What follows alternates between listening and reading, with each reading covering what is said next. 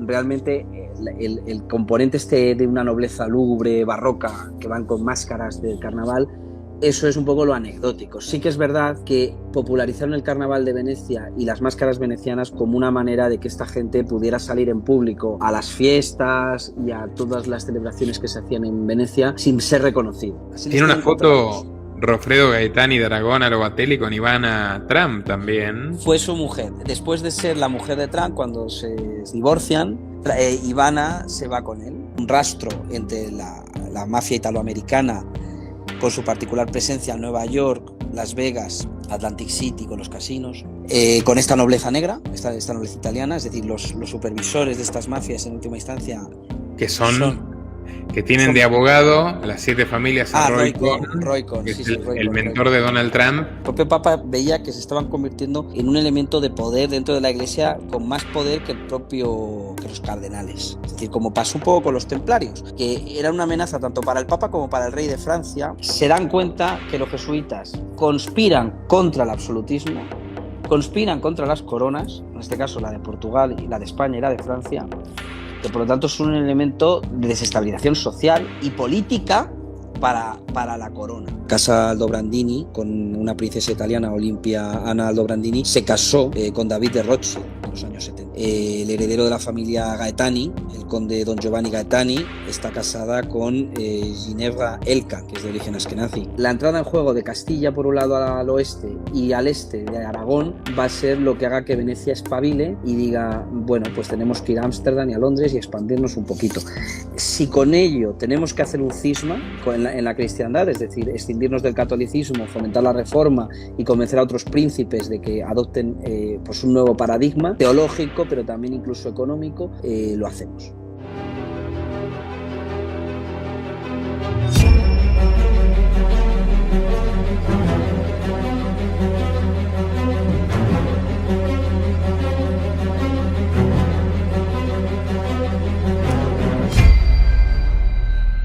Dale clic al botón de suscribirse y no te olvides de activar la opción de recibir todas las notificaciones para no perderte de nada.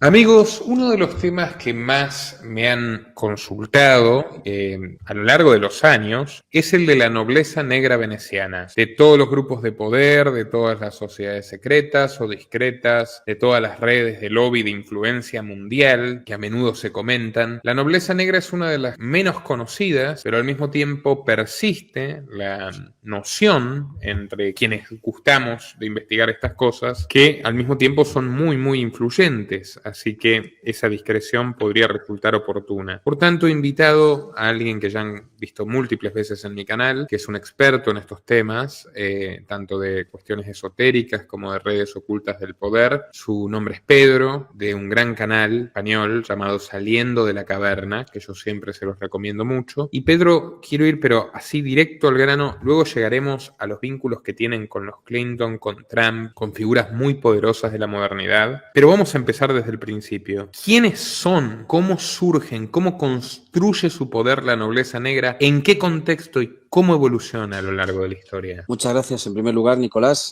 por invitarme a tu canal, Los Liberales, que es un canal que a mí, en habla hispana me gusta mucho, por su defensa de una alternativa al actual sistema abusivo fiscal y el modelo estatal, así como por pues las biografías, sobre todo para entender la trayectoria de determinadas figuras de la actualidad y del pasado. Vamos a ver, la nobleza negra es un término que solo en los últimos años, décadas diríamos, ha sido acuñada para hablar de la aristocracia, por así decirlo, del rancio abolengo desde el Renacimiento. El término oficial, si nos vamos al oficialismo, es decir, a lo que va a aparecer en los libros de historia, en la Wikipedia, cuando ponemos el término nobleza negra, nos cita a una aristocracia muy concreta que en un contexto muy coyuntural, que es la unificación italiana, el proceso masónico revolucionario con Garibaldi por un lado y Cavour en el proceso de unificación italiana, hay una disputa entre una serie de aristocracias que se mantienen fieles al Papa y otras que se adhieren al nuevo modelo estatal. de un Estado italiano, que nunca había existido un Estado italiano, siempre eran principados, pequeñas ciudades-estado. Esa nobleza adhiere al Estado frente a la que se mantenía el Papa, pues es tipificada de esa manera. Pero ya digo, es un término que da lugar a error. Porque la nobleza negra deriva de la nobleza veneciana. No sé, yo esto alguna vez lo he hablado con Jorge Guerra, que lo ha investigado bastante, no es que se llame nobleza negra porque vistan de negro, sino porque eran gente, o porque sean... O sea, porque era un tipo de nobleza que queda marcada y señalada e incluso excomulgada por el Papa. No recuerdo ahora el nombre qué Papa es, pero hay un Papa que les excomulga con el llamado interdicto de Venecia. Y entonces esta nobleza, bueno, pues empieza un poco a escindirse del Vaticano y de todo lo que representaba el mundo medieval. En ese sentido son los precursores de la modernidad, es decir, son los primeros que se saltan el índice de libros prohibidos, el códex que había creado el Vaticano de un índice de libros prohibidos. Ellos empiezan a publicar obras pues de todo tipo, gnósticas, neoplatónicas, cabalísticas, empiezan a dar aire a determinados escritos del rosacrucismo, empiezan a dar aire a la Reforma con las imprentas que estaban en manos de Venecia. Y yo siempre destaco que realmente el componente de una nobleza lúgubre, barroca, que van con máscaras del carnaval, eso es un poco lo anecdótico. Sí que es verdad que popularizaron el carnaval de Venecia y las máscaras venecianas como una manera de que esta gente pudiera salir en público a las fiestas y a todas las celebraciones que se hacían en Venecia sin ser reconocido, porque eran gente que tampoco tenía tan buena prensa en Venecia. Ellos tenían un sistema de espionaje. Así que esto de la discreción absoluta y de ocultarse viene desde hace tiempo. O sea, digamos que son muy duchos en mantener el bajo perfil. Sí, correcto. O sea, ellos siempre han querido estar en un segundo plano y no han querido trascender a la opinión pública. Sí, mira, fue el famoso interdicto el Papa Paulo V en 1606 bajo el Dux Leonardo Donato. Pero bueno, aquí hay una figura que destaca, que es Paolo Sarpi, que es el primero que representaba un poco al clan de los Giovanni frente a los Vieci. Es decir, los Vieci era como los viejos, la gente vieja, la gente que estaba un poco, que quería templar gaitas con el Vaticano, y los Giovanni son los gente joven que a finales del siglo XVI, principios del XVII, aboga por mudar el capital financiero veneciano a otras latitudes más al Atlántico. Vamos a ver, si nos retrotraemos un poco al génesis de Venecia, aunque ya entramos un poco también en la especulación, podríamos decir que es en un contexto de colapso del Imperio Romano, aquellas familias patricias de comerciantes que no se sentían seguras en Roma por la presencia goda y ostrogoda, deciden ir a los manglares de Venecia en el Adriático porque era un lugar inexpugnable y estaban más cerca del Imperio Bizantino, que se había librado de las invasiones, ¿no? Estaban más cerca del Imperio Romano de Oriente, que sobrevive. Y porque estratégicamente, si bien Roma va a entrar en decadencia a lo largo de los siglos VI, VII, VIII, incluso Rávena va a tener más preponderancia a un nivel religioso, el poder comercial, es decir, el poder del capital, es decir, la rama comercial capitalista va a salir de Roma, va a salir de Rávena, que va a ser el centro del poder religioso, y va a estar en Venecia. ¿Por qué? Porque Venecia está al final de la ruta de la seda. Era un paso natural por el que entraba la ruta terrestre de la seda desde Oriente. Venecia, durante toda la Edad Media, se va a llevar muy bien con el Imperio Romano de Oriente, Bizancio, hasta que en un momento dado, durante las cruzadas, bueno, pues ahí, aprovechando la coyuntura, mercenarios venecianos entran en Constantinopla y saquean mucho. De hecho, se llevan el famoso León de San Marcos y un montón de riquezas que van a ir también a la Catedral de San Marcos, se las llevan de Constantinopla. Y luego van a jugar a varias bandas a partir de la caída de Constantinopla con los turcos. Van a hacer pactos con los turcos, entonces van a jugar un poco, por un lado, a ir de cristianos o de católicos en este caso, pero también por intereses comerciales a coquetear con los turcos. Su monopolio siempre va a ser el tema comercial. Sus armadas van a ser de alquiler. Sus ejércitos van a ser mercenarios. Van a ser una potencia no tanto militar como financiera y comercial. Comerciantes y banqueros. Entonces, ese es un poco el origen de la República de Venecia, a imitación de la antigua República Romana, con su Senado, con su Consejo de los 10, con su Dux, que es una figura como una especie de presidente de la República, y con un modelo de banca central que, durante el Renacimiento va a ser sobre todo dos bancos, el Banco del Giro y el Banco de Rialto, que van a tener luego su homólogo con la creación del Banco de Ámsterdam y luego posteriormente, a finales del siglo XVII, casi XVIII, con la creación del Banco de Inglaterra. Así a grosso modo, lo que te estoy diciendo. Lo que pasa es que luego van a entrar en conflicto, porque obviamente al caer Constantinopla, pues mucho de ese saber intelectual y de esos conocimientos van a ir a Italia y van a ir a Florencia, y van a haber familias que se posicionen a favor del papado y otras en contra. Por ejemplo, familias más a favor del papado, pues van a estar familias como los Medici en Florencia, los Borgia, que van a estar con peso y van a ser papas de origen aragonés, y otra serie de familias que no van a posicionarse a favor de Venecia. Entonces, en estas guerras internas, contexto, por ejemplo, en la época de Julio II, el Papa Julio II, donde los estados pontificios es un estado más, pues Venecia va a jugar un papel incluso en oposición al papado.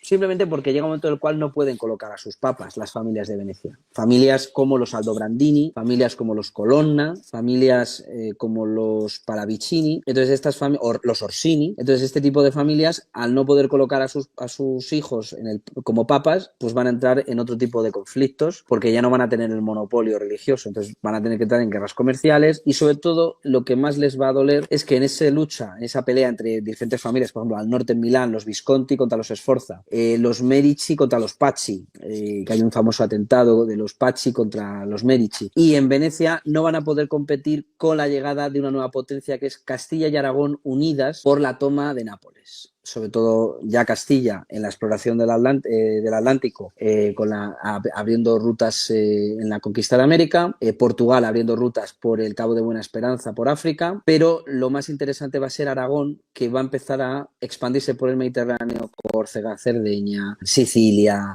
llegan hasta Grecia. Por supuesto, Aragón se va a hacer con el reino de Nápoles. Carlos V, en un momento dado, decide conquistar Italia y intenta por todos los medios subir más allá de Nápoles, incluso llegar hasta Roma. De hecho, llega y saquea Roma cuando se entera que se ha creado a instancias de Venecia una alianza entre el Papa, entre Francisco I de Francia, entre Venecia contra la hegemonía de España en Nápoles, y se va a llamar la Liga de Cognac. Entonces, la entrada en juego de Castilla por un lado al oeste y al este de Aragón va a ser lo que haga que Venecia espabile y diga, bueno, pues tenemos que ir a Ámsterdam y a Londres y expandirnos un poquito. Si con ello tenemos que hacer un cisma en la cristiandad, es decir, escindirnos del catolicismo, fomentar la reforma y convencer a otros príncipes de que adopten pues un nuevo paradigma teológico, pero también incluso económico, lo hacemos. El Banco Central, el concepto de banca central privada, bueno, pues es un invento veneciano. Es verdad que antes había habido otras potencias de banqueros, es verdad que había habido los templarios, etcétera, etcétera, etcétera. Pero Venecia es la que empieza a llevar la batuta en el mundo moderno, en la ciencia, con la creación de un modelo más empirista y materialista, del que va a ser precursor esta figura tan poco estudiada, que es Paolo Sarpi, y el culmen de eso, que va a ser un siglo después, va a ser la creación de la Royal Society de Londres, con ese nuevo modelo newtoniano, ese nuevo modelo científico. Influidos por Paolo Sarpi vamos a tener nada más y nada menos que... Nullius in Verba, ¿no? Entonces, este hombre, hasta ahora me has dicho que la nobleza negra veneciana logró penetrar en la conquista de América, en la creación del Banco de Inglaterra, que fue la Fed, fue mucho más que la Fed durante el siglo XIX, que la actual Reserva Federal de Estados Unidos, la fábrica de libras esterlinas de la era en la que el Imperio Británico dominaba una tercera parte del planeta, ¿verdad? El Imperio Británico, desde mi punto de vista, se hace con el control del globo a partir de fin de las guerras napoleónicas, con el Congreso de Viena, que sienta las reglas de juego de lo que va a ser el colonialismo del XIX.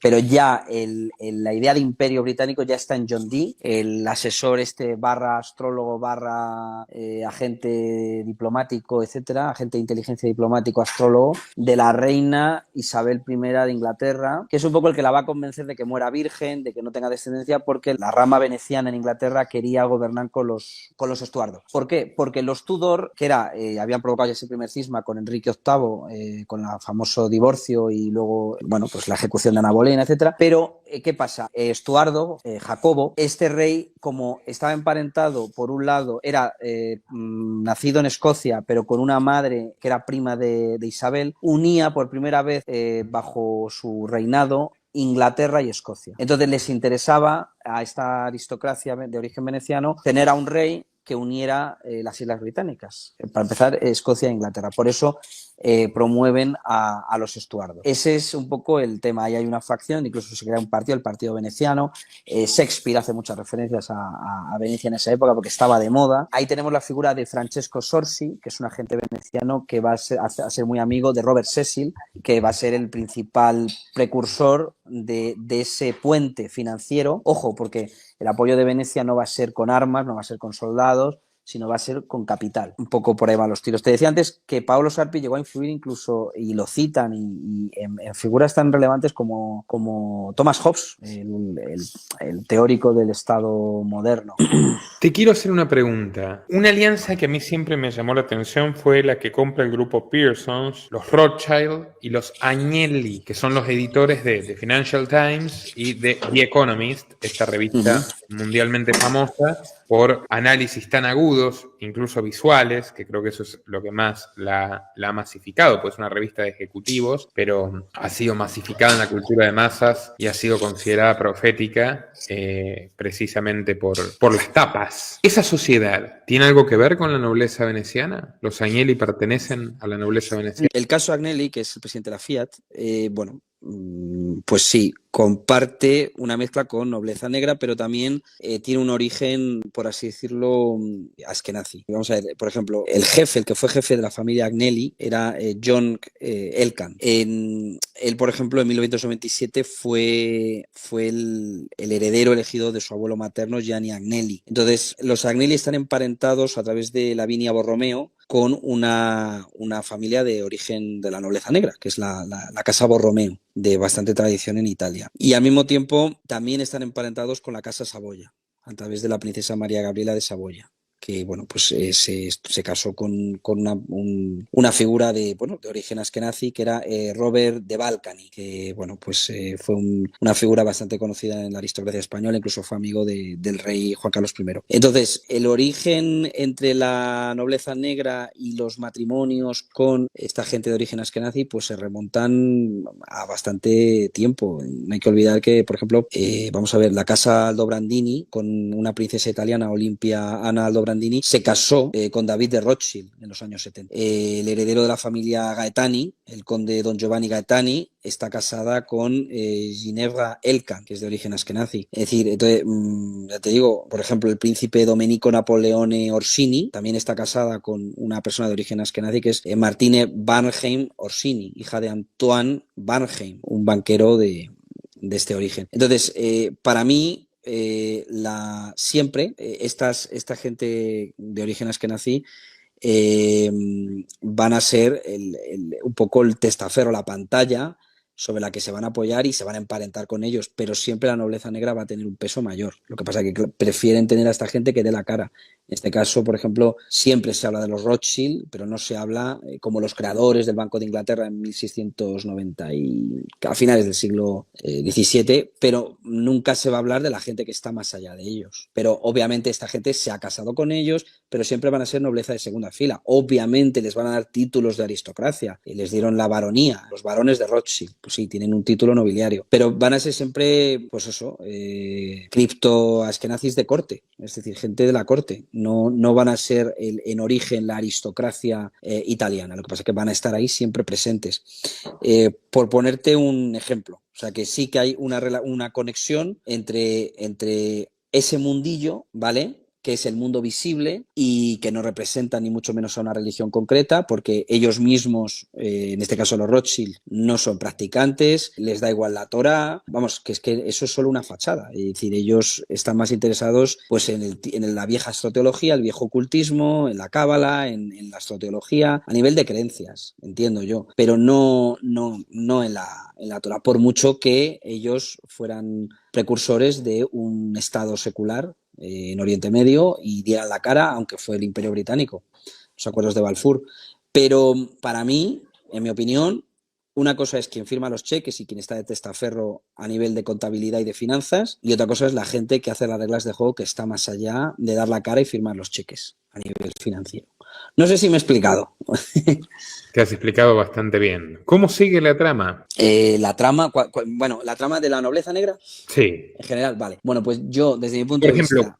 ¿cómo Sí. entran a los Estados Unidos? Vamos a ver, los Estados Unidos, desde mi punto de vista, y esto creo que lo he dicho en tu programa alguna vez y en otros sitios, para mí la Constitución de 1776 es una constitución genuina. Los padres fundadores de Estados Unidos son gente genuina. Es un estado de origen puritano. O sea, es un estado, Mira, esta vez te lo voy a tener que discutir. Perdón, Pedro, no te ofendas. No. O sea, para mí, Yo, por un lado, hay alguna influencia. Por ejemplo, Hamilton ya intenta poner una banca central privada, es verdad. Hamilton era un psicópata. Sí, él de intenta. hecho, tú sabes que murió, sí.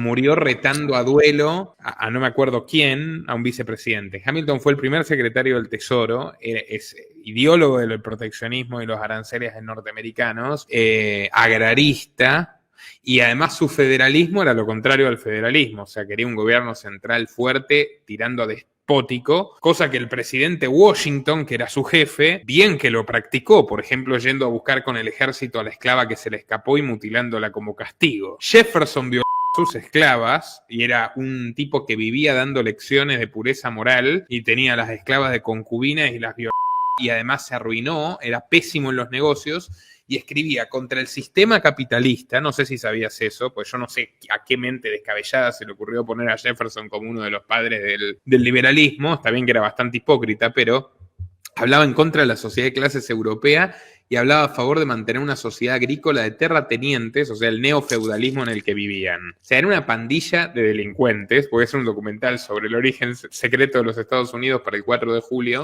y el único que se salvaba, Pedro, perdón, me has tocado un tema que amo y tengo ahí todos los volúmenes, Concebido en Libertad, tengo la de Garrett, tengo de todo tipo de historias de Estados Unidos, de distintos autores, de distintos enfoques, era Thomas Paine, o sea, el gran hombre de esa gesta era el gran Thomas Paine, crítico de la edad de la...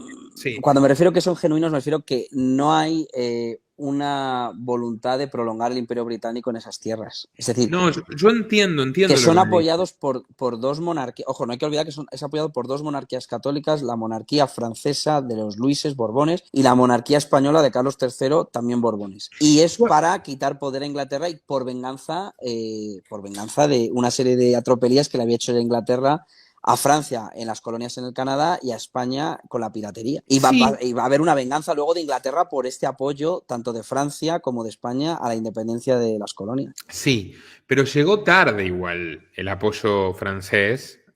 Más allá de eso, tienes razón, claro que lo apoyaron los Borbones y claro que querían desestabilizar a Inglaterra. Sin embargo, observa cómo surge la doctrina Monroe. La doctrina Monroe del canciller de Jefferson, James Monroe. Jefferson, que tenía esa noción nobiliaria a la que no quería renunciar, le decía esto de Napoleón. Él le compró Luisiana, no le pagó lo que habían acordado, y la promesa era, bueno, vamos a librar nuestra guerra contra los ingleses en América, que de hecho violan un principio constitucional básico, que era que solamente iban a defenderse de ataques extranjeros e intentan invadir Canadá.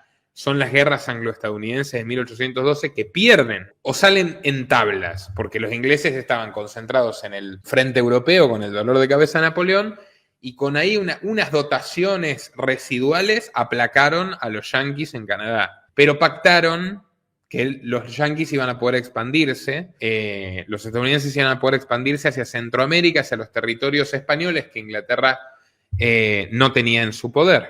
Y ese es el nacimiento del imperialismo americano, muy temprano. El mismo Jefferson, que cuando a Paine le prenden fuego la casa, ¿tú conoces ese episodio? Thomas Paine, que era un imprentero inglés hijo de cuáqueros, que entregó la vida y su imprenta entera, que escribió El sentido común, que fue el gran bestseller mundial del siglo XVIII, y lo repartió por todo Estados Unidos, la gran inspiración de los revolucionarios, de la gente que tomó el fusil para liberarse del yugo británico, el hombre más buscado de Inglaterra durante décadas, el gran Thomas Paine, que también luego luchó en la Revolución Francesa contra los Borbones, pero luego al luchar contra los jacobinos lo encarcelan, o sea, un aventurero que siempre le iba mal, pobre, Él es el genuino padre fundador de Estados Unidos y Rudolph Rocker le hace honor en Pioneers of American Freedom, Pioneros de la Libertad Americana, no sé si conoces ese gran libro, donde igual lo trata demasiado bien a Jefferson, pero después están Thoreau, están Spooner, están grandes figuras, y está claro Thomas Paine.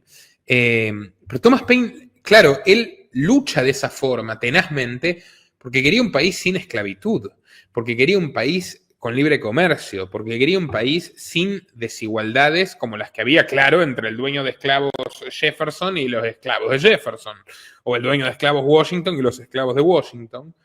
Y fundamentalmente quería la libertad de expresión y de conciencia, que se supone que es un pilar de Estados Unidos y jamás se respetó.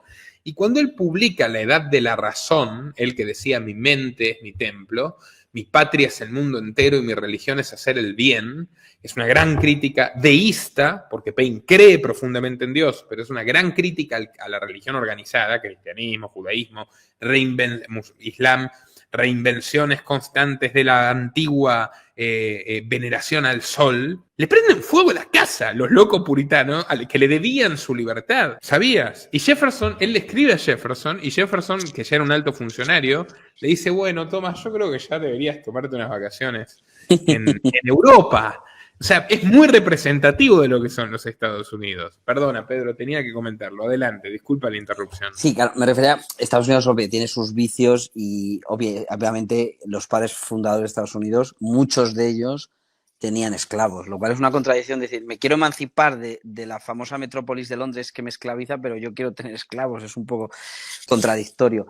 Pero hablo a nivel sobre el papel, la Constitución y la voluntad de que el Imperio Británico no haga interferencias, yo pienso que es genuina. ¿Qué pasa? Que la masonería en la que se inicia toda esta gente, Franklin, París, creo que se llama la Logia de las Siete Hermanas, todas estas, Lafayette, otro masón francés que les va a ayudar, militar, toda esta gente forma parte de un contexto de ilustración, de iluminismo, donde la masonería continental, ojo, es inofensiva a nivel monárquico, a nivel bueno, pues no hay ese componente revolucionario jacobino aún. Entonces, por eso hay gente que no le cuadra que como dos países católicos apoyen una república. Y además dos países con monarquías absolutistas, frente a otra monarquía parlamentaria en teoría, como era la de Inglaterra. Bueno, pues esto se explica porque la masonería que va a apoyar francesa y española, representada, encarnada en gente como Covarrubias, conde de Aranda en España, el conde de Cabarrús, toda esta gente, que van a ser los mismos que expulsan a los jesuitas de España, eran un tipo de masonería que aceptaba católicos y era pro-monarquía absoluta. ¿Qué pasa? Aquí va la tesis de, bueno, un masón escocés que se llama John Robinson, que luego va a ser un poco, que se va a basar mucho en la correspondencia también entre Adams y Jefferson y en otra serie de escritos, Abate Barruel, etcétera, que sugiere que la jugada fue la siguiente. Cuando los jesuitas son expulsados por Carlos III por lo que están haciendo en el Paraguay, con las reducciones guaraníes, y no solo en Paraguay, sino también en Perú, que están creando pues, una especie de repúblicas dentro de los virreinatos. Y lo que están haciendo en Francia, que se están infiltrando en toda la administración, se están metiendo en la judicatura. Ahí hay un incidente, se llama el incidente de la Cadier, que es una muchacha que es abusada por un sacerdote jesuita, que luego se refugia primero en los tribunales clericales para protegerse los tribunales civiles, pero es que cuando la autoridad quiere, en este caso del rey, hacer la investigación de qué ha pasado, descubren que los tribunales civiles, es decir, los tribunales no religiosos, también hay jesuitas sin sótano. Entonces, se dan cuenta que los jesuitas conspiran contra el absolutismo, conspiran contra las coronas, en este caso la de Portugal, y la de España y la de Francia, que por lo tanto son un elemento de desestabilización social y política para la corona. Ya había habido en España un incidente no muy conocido, que es el motín de Esquilache, donde Carlos III... Donde están involucrados los jesuitas. Claro. El motín de Esquilache, que supuestamente que es por la vestimenta, por llevar capa, por una serie de reformas, Carlos III se le ocurre en esa época, que hasta entonces a ningún rey se le había ocurrido, decir que trabajar no es indigno, que no es un motivo de vergüenza el trabajo remunerado. Y eso en España fue un escándalo. en la época, en el siglo XVIII. Bueno, pues por esta serie de cosas y una serie de pequeñas reformas, tampoco iban a quitar privilegios al clero, ni siquiera se estaba hablando de abolir la Inquisición, ojo, unas pequeñas cositas, pues ya los jesuitas movilizaron a las masas y poco menos que a asaltar el Palacio Real. Entonces, bueno, Schillace era el ministro de origen italiano, dimite. Carlos III a partir de ese momento recibe las instrucciones de un aristócrata de Nápoles, Tanucci, y se da cuenta y llegan a la conclusión, tanto Carlos III como Tanucci, de que los jesuitas están más allá del catolicismo y son un elemento apátrida, internacionalista, conspiran contra el absolutismo y bueno, pues que hay que expulsarles. Y ya el Papa Clemente XIV les disuelve porque ya el Papa estaba a favor de disolverles. El propio Papa veía que se estaban convirtiendo en un elemento de poder dentro de la Iglesia con más poder que los cardenales. Es decir, como pasó un poco con los templarios, que era una amenaza tanto para el Papa como para el rey de Francia. Felipe el Hermoso, en tanto eran banqueros, pero también tenían una flota de barcos, pero además que tenían más castillos que el rey. Es decir, eran un elemento de rivalidad con el poder tradicional del antiguo régimen. Y al ser expulsados de España, Portugal y Francia, la tesis de John Robinson es que vuelven disfrazados de Illuminatis de Baviera. Esta figura, Adam Weishaupt, tú hiciste un gran programa analizando la figura de este controvertido personaje de la Universidad de Ingolstadt en Baviera, que prácticamente abogaba por la disolución un poco de todo lo establecido anteriormente, incluyendo abolir la propiedad, etcétera, etcétera. Bueno, pues la tesis de John Robinson es que estos Illuminatis... Los Illuminatis originales. Claro, los Illuminatis de Baviera, perfectibilistas o alumbrados, esta gente, para la tesis de John Robinson, que son los jesuitas disfrazados de nuevos ropajes iluministas, si se le quiere llamar ilustrados, pero que eran los viejos jesuitas, con nuevos ropajes seculares y laicos para infiltrar las logias masónicas de Europa. Menos de Inglaterra, ojo, pero sí las del resto de Europa, que estaban un poco andando ya por libre. Es decir, había una masonería regular, oficial, monárquica, anglicana, que era el rito de York, que es en Inglaterra, pero estaba ya amaneciendo una nueva masonería que luego ya se formalizaría en el rito escocés antiguo y aceptado, que es esa masonería especulativa e irregular. Y esta es la masonería que van a infiltrar los Iluminados de Baviera, donde John Robinson ve la mano jesuita. Y convertirían esa masonería inocente, inofensiva, que acepta católicos, incluso acepta la monarquía, por una masonería republicana, jacobina, que va a poner la guillotina, y que va a ser la masonería que inspirará, pues eso, el asalto a las Tullerías, la toma de la Bastilla, etcétera, etcétera. Y esa es la tesis, la venganza de los jesuitas, pero con la mano oculta de Inglaterra, contra los reyes de Francia por haberse atrevido a apoyar la independencia de las colonias. Ese sería un poco el origen. España, obviamente, con las guerras napoleónicas no va a poder defender los virreinatos, y también los jesuitas van a apoyar esas independencias de los virreinatos en colaboración con Inglaterra. Hay una historiadora hispanista mexicana, Cristina Torales Pacheco, tiene un libro al respecto, de cómo los jesuitas dan mapas para fomentar la independencia de México, ayudan a Miranda y sobre todo desde las misiones ponen a los indígenas a favor. Porque al fin y al cabo los que tenían contacto con los indígenas, los que estaban en las misiones, los que tenían acceso a ellos, los que podían también de mejor manera adoctrinarles o volverles a favor o en contra de la corona o a favor de otra potencia,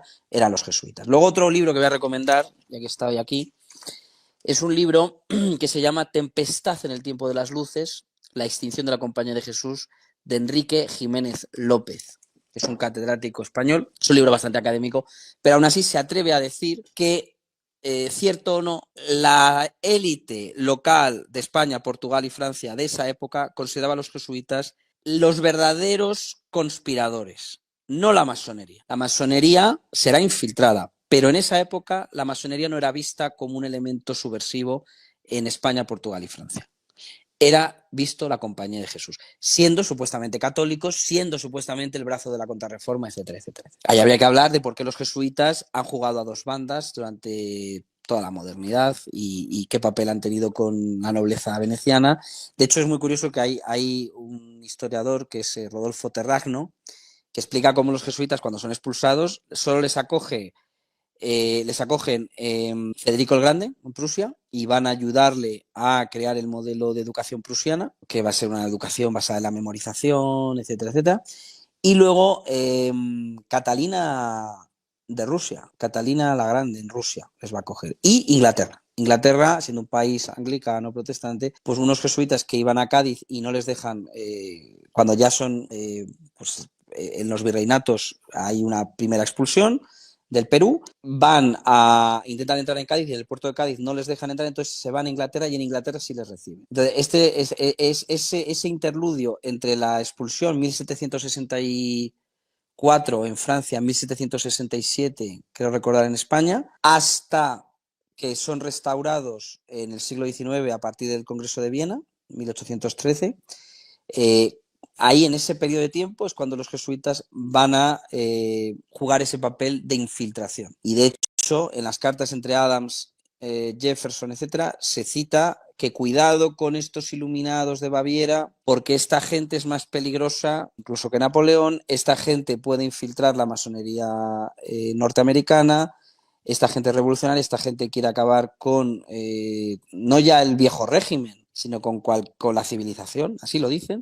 Y luego hablan mucho de los jesuitas que podrán infiltrarse como profesores, sin sotana, artistas, intelectuales, etcétera, etcétera, en Estados Unidos, sobre todo Quiero mencionar que estamos a punto de publicar un documental sobre todo esto. Así que estén muy atentos, amigos. Bienvenidos a su apoyo a través de Superchats y Patreon también para financiarlo, pero estamos a nada. O sea, en este mes de junio vamos a publicar el documental de los jesuitas. Bueno, Pedro, atento con el micrófono y adelante, sigue.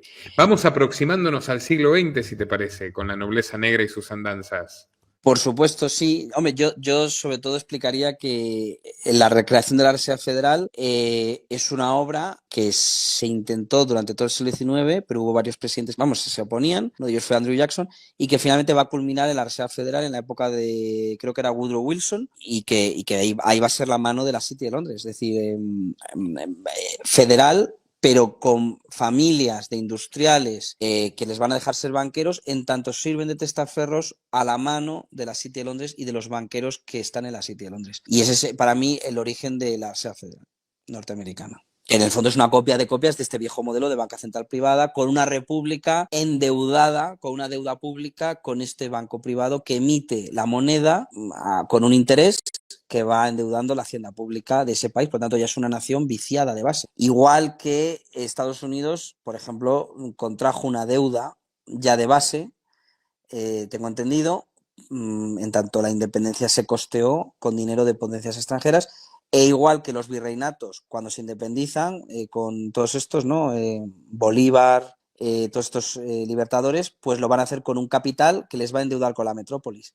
Pero bueno, no me quiero... Sí, adelante, vamos al siglo XX. Ahí hay mucho de qué hablar, porque es que se viene la Reserva Federal. Tú conoces muy bien el papel de Cecil Rhodes, que con las famosas becas Rhodes que saca ahí del colonialismo que le deja la Inglaterra, sí. Porque Inglaterra siempre jugaba eso de tener corsarios, ¿vale? Que tienen patente de corso, entonces les dejan hacer tropelías, pero sirves a la corona británica. Entonces, la colonización poco a poco de Inglaterra no va a ser solo vía financiera con la Fed, también va a ser vía think tanks, la Round Table, Trilateral Commission, Consejo de Relaciones Exteriores, etcétera, etcétera, etcétera, y a través de las becas estas en las universidades norteamericanas. Universidades, por cierto, muy vinculadas a la Compañía de las Indias Orientales, al tráfico de opio, etcétera, etcétera, etcétera, sobre todo la Universidad de Yale. Y ahí teníamos que hablar de Skull and Bones, que es otro vivero de jóvenes líderes y políticos a derecha, izquierda, republicanos y demócratas. No nos sorprende que ahora el nuevo presidente, bueno, no, ya no es nuevo, ha estado en otro mandato, diga que, bueno, que no ve mal ser parte de la Commonwealth. Ahí lo dejo. El sueño de Rhodes, la élite angloamericana, sus becas de las cuales fue beneficiario Clinton, por cierto, que estudió en Georgetown, universidad jesuita. Cecil Rhodes, genocida, racista, despiadado, socialista fabiano en sus inicios, gobernador de la colonia El Cabo, que fue premiado con Rhodesia, que es la actual Zimbabue y Zambia. Diseñó el primer sistema de apartheid, que luego le copian los Boers cuando se independizan de Inglaterra, y aspiraba a fusionar el imperio transatlántico, fusionar Londres con Washington, cosa que por las investigaciones de Nicolás Martínez Laje en terapia liberal podemos concluir que está bastante cerca de realizarse, ¿verdad? Hay un autor, yo supongo que le conocerás, porque siempre hemos hablado de Sutton, pero hay otro que es de la Universidad de Georgetown, los jesuitas, Carol Quigley, que tiene The Anglo-American Establishment, que es una obra donde habla de ese establishment que parte de la City de Londres. Tragedy and Hope es la obra más conocida, Tragedia y Esperanza, pero The Anglo-American Establishment habla precisamente de eso, de esos vasos comunicantes entre el MI6, MI5 y la CIA. Entre los think tanks Chatham House, por ejemplo, con la Royal, no me acuerdo cómo se llama, el equivalente al Consejo de Relaciones Exteriores, pero en Inglaterra. La Royal de International Affairs, creo que se llama, no recuerdo ahora. Pero vamos, por ejemplo, recuerdo mucho que hablaba de un think tank que se llama la Pilgrim Society, la Sociedad de los Peregrinos, la Round Table que ya hemos hablado, pero luego había otros. O sea, el Consejo de Relaciones Exteriores, pero había otros más y los ponía en un todo. Es decir, no distinguía entre Inglaterra y Estados Unidos. ¿Y cómo transcurre la nobleza veneciana del siglo XX hasta llegar a conectarse con Clinton y Trump? Pues desde mi punto de vista, esta nobleza ya no es veneciana, porque ni siquiera vive en Venecia, pero bueno, tiene ese origen ahí, va a empezar a internacionalizarse, va a empezar a ver el mundo como un campo de juego más amplio y a través del colonialismo se va a expandir. Obviamente, la avanzadilla, ya que el Imperio Británico era supuestamente el brazo enemigo del protestantismo, la va a hacer a través de los jesuitas. Es decir, los jesuitas ya habían hecho un allanamiento del camino con su presencia en la India, con su presencia en Sudamérica, con su presencia en Japón, con su presencia en Canadá. Pero cuando con la Primera Guerra Mundial, al desaparecer los imperios como potencias, la mayoría de colonias van a desaparecer. Alemania tenía colonias en África, etc. Entonces, el campo va a estar cada vez más abierto para que ya no sea una colonización al estilo decimonónico, con militares, funcionarios, etcétera, ahí protegiendo las minas de cobre o de diamantes o de lo que sea. No, ya va a ser una colonización financiera. Va a ser apoyar a dictadores que acepten la deuda pública de sus países, de sus naciones, que garanticen los intereses económicos de las corporaciones y multinacionales de Inglaterra y de Estados Unidos, o de la British Petroleum, o de la General Motors, o de lo que sea. Y la nobleza negra va a jugar un papel de vigilante, de supervisión, de supervisor. La presencia en Estados Unidos de la nobleza negra se ha dejado notar fundamentalmente en 3 lugares: Nueva York, Washington y Los Ángeles. Los Ángeles, por ser el panorama cultural, intelectual y religioso, por lo tanto, al fin y al cabo la cultura y la religión, de cierta manera, para esta gente va unida, porque a través de la cultura y de los medios de masas infunden su religión o su visión de cómo es el mundo. Nueva York, porque es el centro financiero y está conectado, es el pulmón que lubrica la maquinaria, y conectado con la City de Londres, igual que la City de Londres tiene su conexión también con Hong Kong y con puntos clave del panorama financiero internacional. Nueva York es clave. De hecho, Nueva York, donde están las 7 familias del crimen organizado, podemos ver una huella, una hoja de ruta, un rastro entre la mafia italoamericana, con su particular presencia en Nueva York, Las Vegas, Atlantic City, con los casinos, con esta nobleza negra, esta nobleza italiana, es decir, los supervisores de estas mafias en última instancia que tienen de abogado las 7 familias a Roy Cohn, que es el mentor de Donald Trump, y quien le enseña los chantajes de grabar a la gente en los hoteles y los casinos para luego chantajearla. Época en la que Trump era cuate de Jeffrey, lo fue durante 30 años. En fin, ¿no? Gente muy, muy bonita.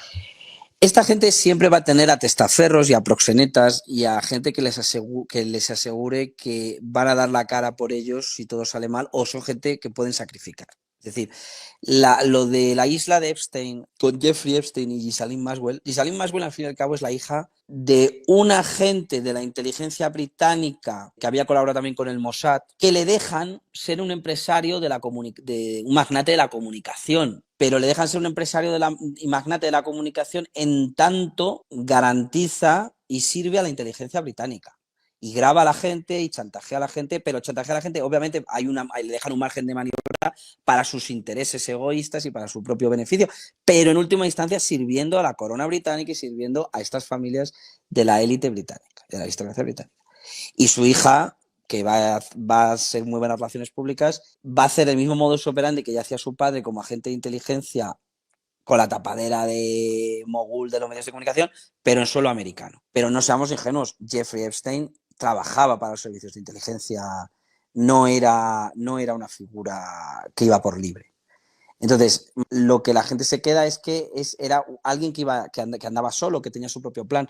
Desde mi punto de vista, no. Desde mi punto de vista, simplemente esta serie de personas sirven a una serie de aristocracias que les tienen en nómina y que les dejan, bueno, chantajear en tanto rinden cuentas, pero no van por libre. De hecho, si fueran tan poderosos, ¿cómo es posible que luego sean tan fácilmente apresables, tan fácilmente encarcelables, tan fácilmente suicidables y sean, no son intocables, son totalmente tocables? Entonces, yo veo que hay una serie de jerarquías internas y que nosotros solo vemos la punta del iceberg.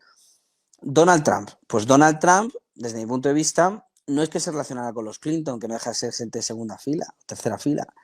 Es que Donald Trump se ha relacionado con verdaderos príncipes de esta aristocracia. Se ha relacionado con los Rothschild, que son bastante visibles, ya desde los 80, le rescataron el famoso, tú lo sabes bien, el casino Taj Mahal, en Atlantic City, pero es que luego se ha relacionado con el clan Gaetani, el príncipe Rodolfo Gaetani, que es un capo de capos. Es un tipo, bueno, o sea, es un capo de los capos gordos de esta aristocracia. Se ha relacionado con el Carlo Borbón dos Sicilias, que es el jefe de la Orden Constantiniana de San Jorge, que tiene inmunidad diplomática, que tiene el título de rey de Nápoles y que es un tipo con una gran presencia en el Vaticano, de poder en el Vaticano, poder real, más allá de la curia y de los cardenales. Tipo que le recibe el portaaviones USS Enterprise en Nápoles y le rinde pleitesía y le saludan todos los generales ahí de West Point, todos ahí se cuadran ante el rey de Nápoles este. Entonces, yo creo que esa es la gente que realmente, que Jeffrey Epstein solo es pues un tipo que tiene allí de relaciones públicas, pero no es el director de la orquesta, es el organizador, el maestro de ceremonias, pero no es el que ha construido la orquesta, el que ha puesto el dinero para la orquesta, es solo el maestro de ceremonias que le dirían ahí, a ver, dirige, grábame, pero para grabar y chantajear y tener pillados a gente que no son los capos, sino gente del mundo del arte, del cine, actores, famosos, deportistas, es decir, gente que en un momento dado, como van a ser líderes de opinión, no se les desvían. Así tiene una foto Rofredo Gaetani de Aragón a Lobatelli con Ivana Trump también. Fue su mujer. Después de ser la mujer de Trump, cuando se divorcian, Ivana se va con él y son pareja. Sí, sí. También me mandaste la foto de Donald Trump con Lynn Forrester de Rothschild, que, claro, Lynn Forrester era la secretaria de Jeffrey, Trump se la presenta a Clinton se la presenta a Sir Evelyn de Rothschild y la tipa se convirtió ahora en la matriarca de los Rothschild sin tener una sola gota de sangre de Rothschild. Hay fotos también de esa época de Trump, no solo con Lynn Forrester, sino con David de Rothschild. David de Rothschild de la rama francesa también. Me mandaste una lista de lo que fue el primer gobierno de Trump, porque hay algunos que dicen Trump nos decepcionó, está cambiado. No, Trump siempre fue así. En el primer gobierno de Trump teníamos a Paul Manafort, tremendo asesino, jesuita. Steve Bannon, que ahora está muy activo con el tema del colapso de Los Ángeles, que pide deportar a Musk y tal, jesuita. Dijo, bueno, es que Steve Bannon dijo que él era un honor haber trabajado para Goldman Sachs y que ser miembro de Goldman Sachs y trabajar con ellos era lo más parecido a ser de la Compañía de Jesús. Bueno, y el tipo era militar, también marino, y trabajó en producciones cinematográficas. John Kelly, jesuita. Mike Mulvaney, jesuita. Doug McGann, jesuita. Steven Mnuchin, de Goldman Sachs también. de Skull and Bones, tenemos un documental, La Sociedad Secreta Más Desconocida, que es sobre Cecil Rhodes y la Red, y tenemos otro documental que es La Sociedad Secreta Más Poderosa de Estados Unidos, que es sobre Skull and Bones, y también de la Comisión Trilateral, Steven Schwarzman, de Blackstone, Skull and Bones, de Consejo de Relaciones Exteriores, Nadia Sharlow, Wilbur Ross trabajó con los Rothschild, Kushner ni hablar, la élite sionista, John Bolton también en esa línea. Y bueno, tienes unos cuantos más aquí, Fauci, él se ha declarado que sigue los planteamientos jesuitas y que está muy agradecido a la universidad donde estudió, creo que era San Luis. El propio Trump estudió en Fordham, también de los jesuitas en Nueva York. Es decir, se ha rodeado de caballeros de Malta y de jesuitas. Pero es que Obama también. O sea, es que, es decir, no tenemos, ha habido directores de la CIA, caballeros de Malta, como William McCoy o Allen Dulles, y ha habido un gran elenco de gente que se ha formado con los jesuitas, que ha estudiado con los jesuitas. El confesor de Joe Biden fue también el tutor y el confesor de Felipe VI en Georgetown. Me mencionaste gente Donovan. Gente interesante, Felipe VI. Vamos a sacar un documental pronto. Nobleza negra veneciana y los demócratas y alguna celebridad de Hollywood sí lo hay, y cerramos con eso por hoy, Pedro, que no faltará oportunidad de darle otro capítulo. Sí, bueno, vamos a ver, yo con celebridades de Hollywood la verdad que lo tengo menos estudiado, pero por ejemplo Putin ahí en Rusia se lleva muy bien con la casa Aosta Savoia y Grimaldi de Mónaco, que es donde la mayoría de grandes magnates rusos guardan la pasta, en Mónaco. Entonces no me parece casual. En el mundo de la farándula de Hollywood, pues por ejemplo yo te voy a decir uno, sobre todo de Hollywood, pero también de Londres, te voy a decir uno que se llama Stefano Massimo. Por ejemplo, Stefano Massimo ha ido a Hollywood y también a Londres y se mueve mucho en los ambientes, pues en los ambientes del cine. Son gente que no se deja mucho ver, que tiene sus pasatiempos, se dedican al vino, a la fotografía, al mecenazgo del arte. Es decir, obviamente tienen una presencia más en el mundo de la prensa rosa, pero qué mejor escaparate que ese para ocultarse. Yo, por ejemplo, no me creía hasta que lo pude, contrastar, que la familia Torlonia Borghese tenían participación muy importante en la creación del Banco Internacional de Pagos.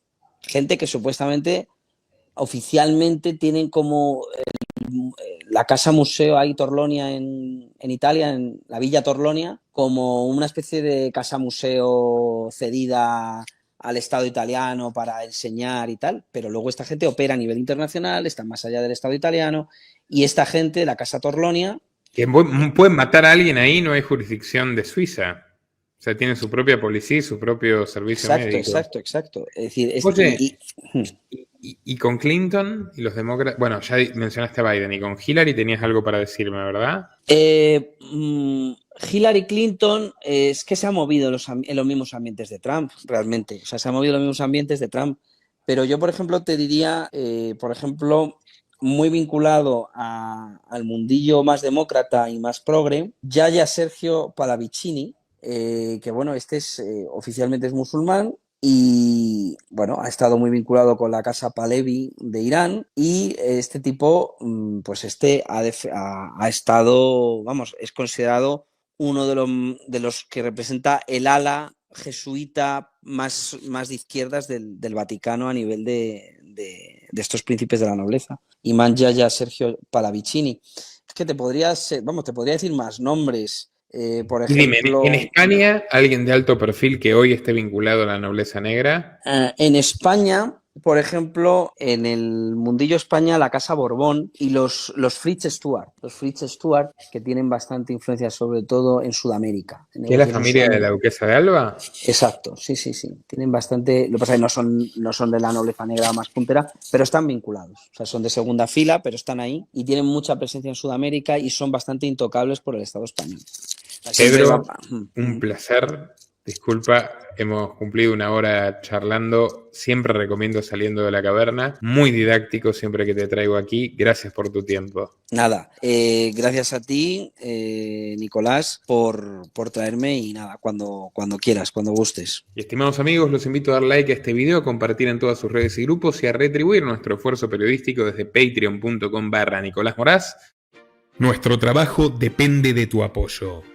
Para que siga siendo posible, realiza tu aporte desde tan solo $3 por mes a través de Patreon, en los enlaces que figuran en la descripción o en el comentario fijado.